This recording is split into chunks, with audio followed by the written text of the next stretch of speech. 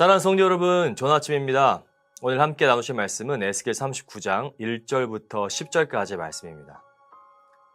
너 사람아, 곡을 규탄하여 예언하여라. 나 주 하나님이 말한다. 너 로스와 메섹과 두발의 왕 고가, 내가 너를 대적한다. 내가 너를 돌려세우고 이끌어내겠다. 너를 북쪽 끝에서 이끌어내서 이스라엘의 산지를 침략하게 하겠다. 그렇게 해놓고서 나는 네 왼손에서는 활을 쳐서 떨어뜨리고 내 오른손에서는 내 화살을 떨어뜨리겠다. 너는 내 모든 군대와 너와 함께한 연합군과 함께 이스라엘의 산지 위에서 쓰러져 죽을 것이다.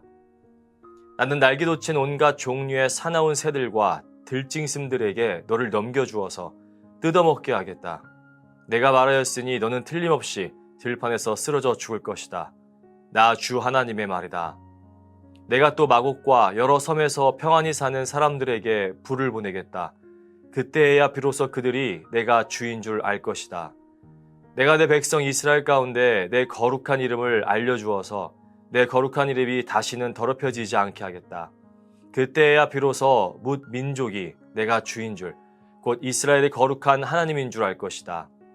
그대로 되어가고 그대로 이루어질 것이다. 그날이 바로 내가 예고한 날이다. 나 주 하나님의 말이다. 그때에는 이스라엘에서 성읍마다 주민이 바깥으로 나가서 버려진 무기를 땔감으로 주울 것이다. 큰 방패와 작은 방패, 활과 화살, 몽둥이와 창을 모아 땔감으로 쓰면 7해 동안은 넉넉히 쓸 것이다. 그 무기들을 땔감으로 쓰기 때문에 들에 나가서 나무를 주워오지 않아도 될 것이며 숲에서 나무를 베어올 필요도 없을 것이다. 그들은 또 전에 자기들에게서 약탈해 간 사람들을 약탈하고 노략질해 간 사람들을 노략질할 것이다. 나 주 하나님의 말이다. 오늘 본문의 배경을 한번 보시면 에스겔이 이스라엘을 향해 이 예언을 선포할 때 이스라엘 백성들은 바벨론에 끌려가 포로 생활을 하고 있었습니다. 나라는 완전히 망했고 성전은 불에 타버렸으며 그들의 신앙적 자존심은 완전히 산산조각 났습니다. 어려운 이민 사회에서 겪는 많은 어려움과 고단함이 있지만 그때 당시 이스라엘의 모습은 그것과는 비교할 수 없는 국가적이고 또 영적인 완전한 멸망, 그 상태에 있었습니다. 그런데 에스겔 38장과 39장을 보게 되면 하나님께서 이 마곡 땅의 곡이라는 미지의 땅, 그리고 동시에 가장 두렵고 거대한 대적을 등장시키시죠. 여기서 곡은 특정한 한 시대의 왕이라기보다는 역사 대대로 하나님의 백성을 짓밟으려 했던 그 세상의 거대한 권력과 또 공중 권세 잡은 사탄의 세력을 총칭하는 상징적 인물입니다. 구속사적인 관점에서 볼 때 이것은 교회를 위협하는 모든 악의 세력에 대한 예언이기도 합니다. 70인의 성경은 이 구절을 번역하면서 훗날 사도 요한이 요한계시록 20장 8절에서 최후의 적을 묘사할 때 곡과 마곡이라는 표현을 그대로 가져다 쓰게 만드는 신학적인 기초를 놓았습니다. 하나님께서 이 거대한 원수를 어떻게 대하시는지, 그리고 그 승리가 예수 그리스도의 복음 안에서 우리 일상에 어떻게 하나님의 영광으로 나타나는지 함께 살펴보기 원합니다. 먼저 우리가 기억해야 할 것은 우리를 둘러싼 그 어떠한 위협조차도 하나님의 절대적인 주권 아래에 있다는 것입니다. 1절과 2절을 한번 보십시오. 너 로스와 메섹과 두발의 왕 고가, 내가 너를 대적한다.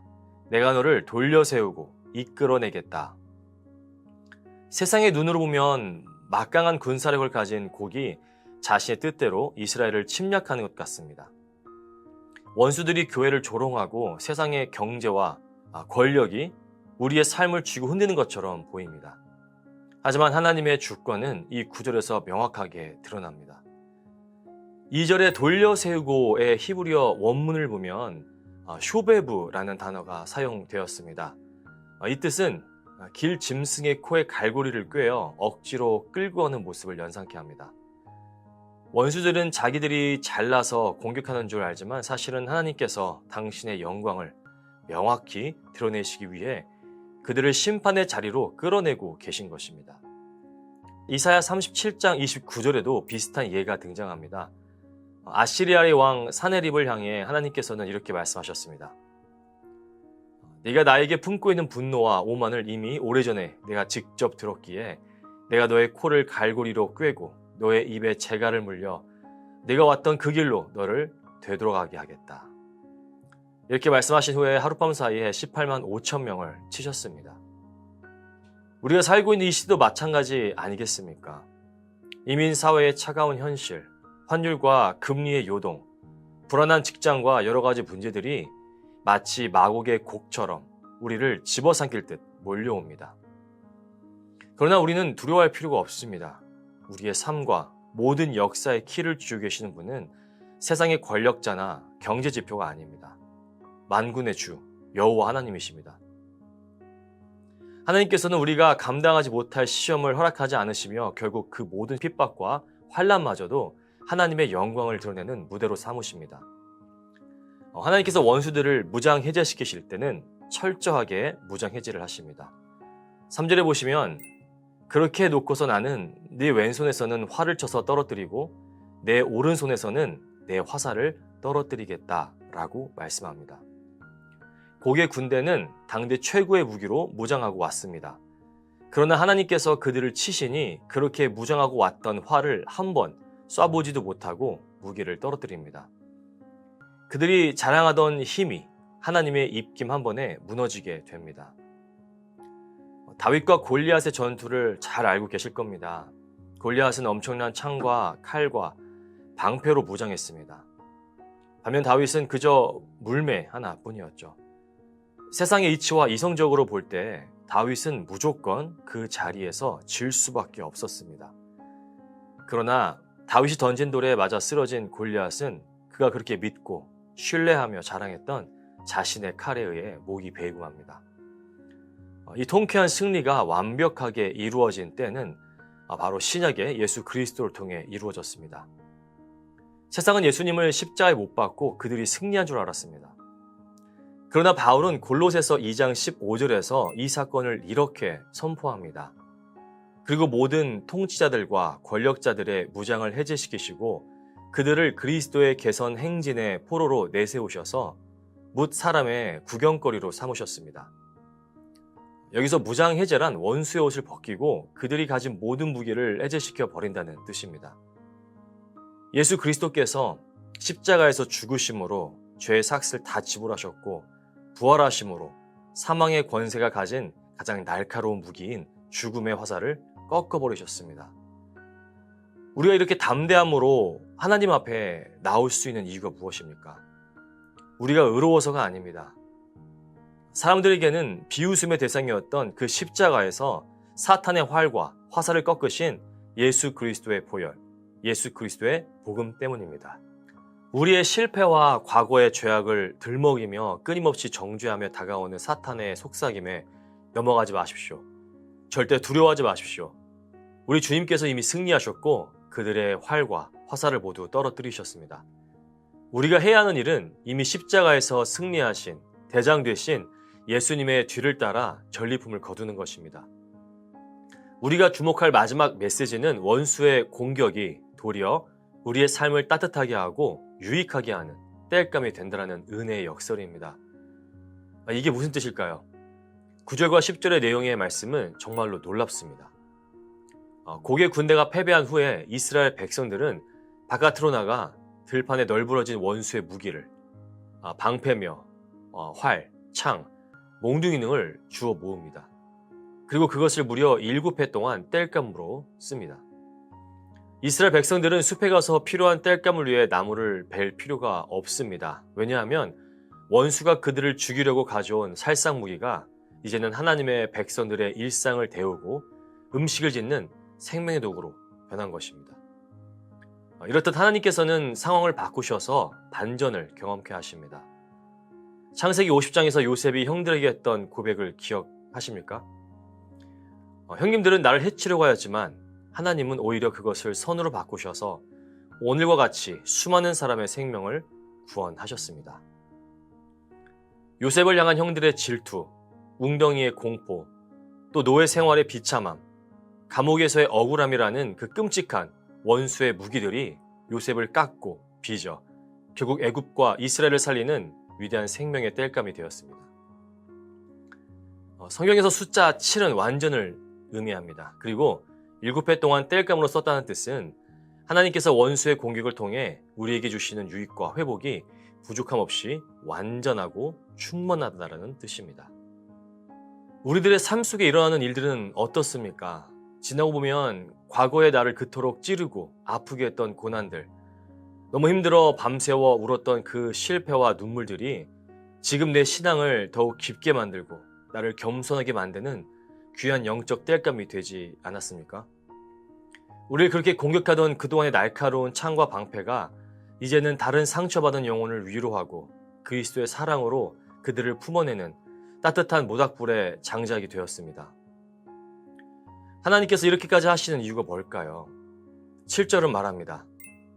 내가 내 백성 이스라엘 가운데 내 거룩한 이름을 알려주어서 내 거룩한 이름이 다시는 더럽혀지지 않게 하겠다.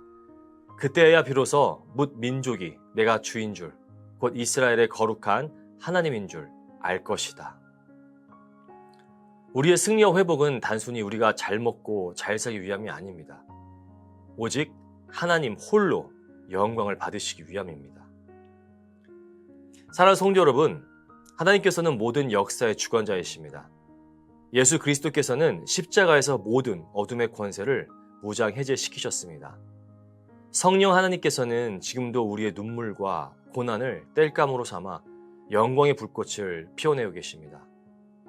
우리 안에 우리를 억누른 그 어떠한 것이 있다 하여도 우리의 내면을 짓누르는 그 두려움의 실체를 향해 십자가의 승리를 선포해야 합니다. 주님께서 이미 이기셨고 우리에게는 더 이상 정죄함이 없습니다. 오늘 이 아침 예수 그리스도의 십자가의 복음으로 철저히 무장하여 세상 가운데 담대히 나아가시는 우리 모든 성도님들이 되시기를 주님의 이름으로 축원합니다. 기도하시겠습니다. 사랑의 하나님 아버지 참 감사합니다. 늘 우리를 붙드시고 인도하시고 돌봐주셔서 감사드립니다. 주님 앞에 나와 예배할 수 없는 존재들임에도 불구하고 예수 그리스도의 보혈로 우리를 덮으시고 우리를 의롭다 칭해 주시니 참 감사합니다. 또한 하나님을 아버지라 부를 수 있게 하시고 하나님의 나라 천국 백성으로 삼아 주시니 감사드립니다. 우리 모두가 하나님의 자녀로서 우리의 정체성을 잊지 않게 하시고 우리에게 말씀하신 대로 빛과 소금의 역할을 온전히 감당할 수 있도록 붙들어 주옵소서. 사랑의 주님, 우리가 맞닥뜨린 두려운 현실 앞에서도 역사의 주관자이신 여호와 하나님을 굳게 신뢰하게 하시고 원수의 무기를 땔감으로 삼아 이 땅에 그리스도의 따뜻한 생명을 전하는 축복의 통로가 되게 하여 주옵소서. 우리의 영혼이 하나님의 영광을 불꽃으로 뜨겁게 타오르게 하셔서 십자가 복음으로 완전히 무장하게 하시고 세상 가운데 나아가 하나님이 참 하나님이심을 선포하게 하옵소서. 내 자신만 배불리는 것이 아니라 내 주변에 있는 형제 자매들을 돌아보게 하시고 내 이웃을 내 몸과 같이 사랑할 수 있는 예수 그리스도의 사랑을 우리 가운데 허락하여 주옵소서. 내 자신을 드러내는 것이 아니라 우리 주님을 늘 증거하며 나타내는 증인의 삶을 살아내게 하여 주옵소서. 우리의 기도가 필요한 많은 지체들이 있습니다. 특히 몸과 마음이 아파 괴로워하는 지체들이 있습니다. 주님께서 그들을 찾아가 주셔서 위로하여 주시고 치유하여 주셔서 다시 한번 건강한 몸과 마음으로 주님 앞에 나와 온전히 예배하며 나아가는 귀한 예배자의 모습을 회복하게 하여 주옵소서. 모든 것 감사드리며 우리의 구주 되시는 예수 그리스도의 이름으로 기도드립니다. 아멘.